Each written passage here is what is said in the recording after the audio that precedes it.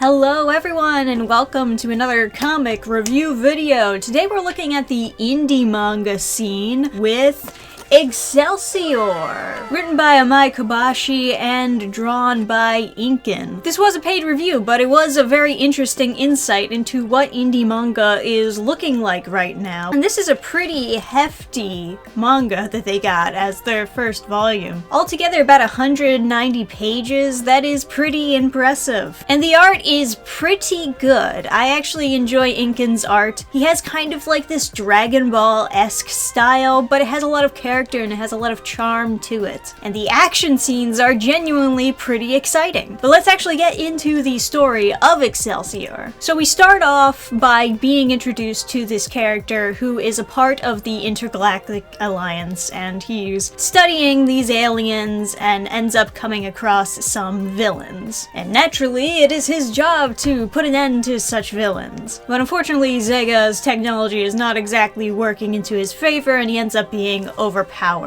only to be saved by Daughter Earthling, who is the main character of this series.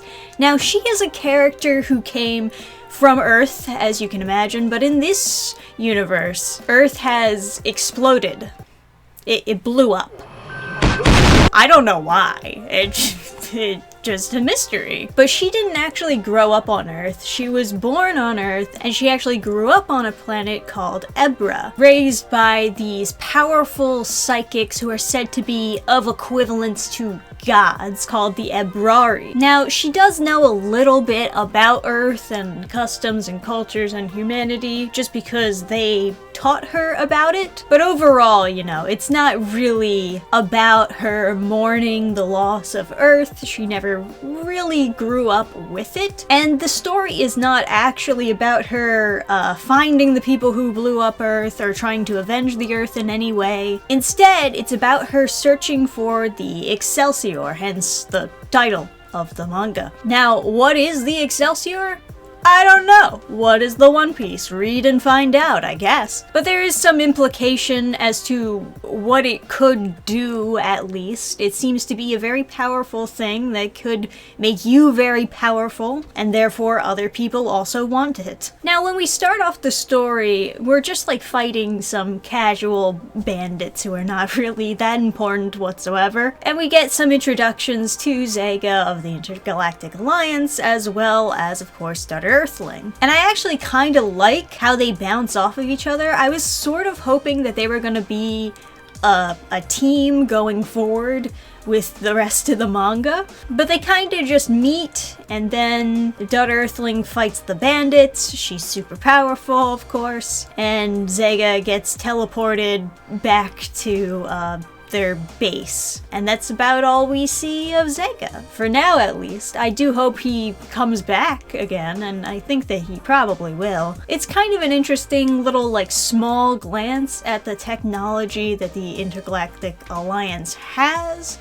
but we don't actually see it necessarily being used in combat, because when he actually goes to fight, it doesn't really work. And I get why. You have to put him down like a little lower so that you can see just how powerful Daughter Earthling is and hype people up to see more of her. But maybe in the future we can see Zega actually pull his weight and do some fighting himself. He has guns and shit, you know, blam blam. Now, in her quest to find the Excelsior, she goes to planet Zeko 3, where she runs across more villains who are bullying the citizens there. And this is the first time we see Daughter Earthling actually encounter a challenge, someone who is much more capable of beating her by wrapping her up in these bone tentacle things and pulling out the sockets from her bones. Ew. So in order to beat them, she thinks back to the Ebrari and what they taught her about pain just being an illusion and to be able to think clearly despite being in pain. What we actually see is like kinda supposed to be a training session where she has to solve this puzzle while being bitten by all of these, I assume, like fire ants, but like alien fire ants, you know? And while she's complaining about being in pain, naturally her Ebrari teacher shoves a finger in her mouth. It's a little bit weird, isn't it? "Excuse me, doctor, my organs are bleeding and I am in so much pain." And then right before he leaves Daughter Earthling, he licks her like an ice cream cone. I don't know why. I guess maybe that's the point, is just to be like, oh man, aliens, right? They're fucking weird. But anyway, once that flashback sequence is done, she's able to fight and defeat the villains. It's revealed that she can control this energy source that only the Abrari were able to do, or at the very least, it's very rare for anyone else to do it. And she does end up hurt after this fight. It takes a lot out of her, which leads us into a cliffhanger where we encounter more enemies, and she's clearly not able to really fight in her current state. So I kind of was getting the impression that this was going to be somewhat of an episodic-like manga series where we're encountering enemy to defeat along the way as we're like slowly inching further towards our goal. Or at least that's what the first volume feels like, where it's just kind of like, enemy number 1 appears, defeat them, enemy number 2 appears, defeat them. And we're protecting citizens along the way, of course,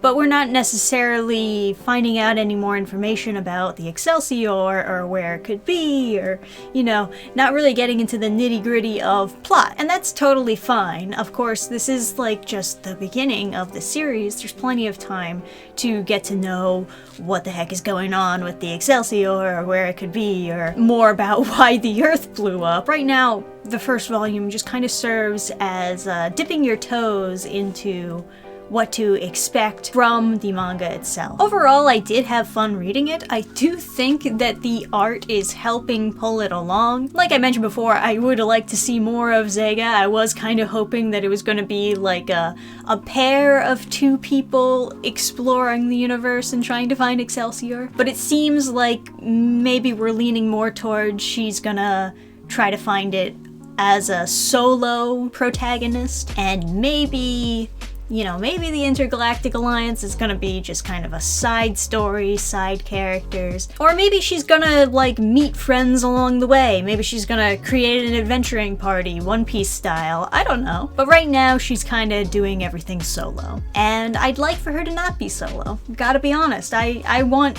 a character to travel with her who can help balance her out. As far as quality goes, the printing quality is actually pretty good. Kind of surprised it came from Lulu. They do have print on demand. There are typos in this, and it always breaks my heart when I have to bring up that there's typos within the story, but there are quite a bit. There's a couple word bubbles where there's 2 sentences, but there's no period to actually separate the sentences. Some sentences are a little bit confusing. Why does a respectable member of the Intergalactic Alliance like me has to suffer? It should be have to suffer like this.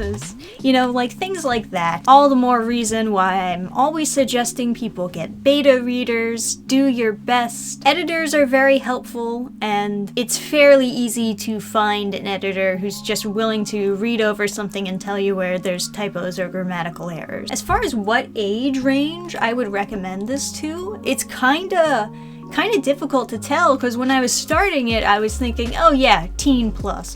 And then by the time I got to the end of it, I was like, maybe this is like a more towards the adult section, or maybe like 17 plus, you know, older teen onward to adult. I mean, there's a scene where she bites off an alien's dick. So yeah, overall, I'd say it was pretty enjoyable, pretty stylized, and I dig the style. There's a lot of potential here to go forward with. It just kind of depends where they decide to take the story. So if you would like to read Excelsior Warriors of the Universe, please do check out the links in the pinned comments or the description. Go support indie creators who are trying to start up their own series, because that's what we love to do here on the channel. We're all about supporting those indie creators. Leave a like on the video if you did enjoy this video. Comment down below your own thoughts. How do you like the style of Excelsior? Either way, thank you guys for watching. I'll have more reviews out for you real soon, and I'll see you next time. Bye!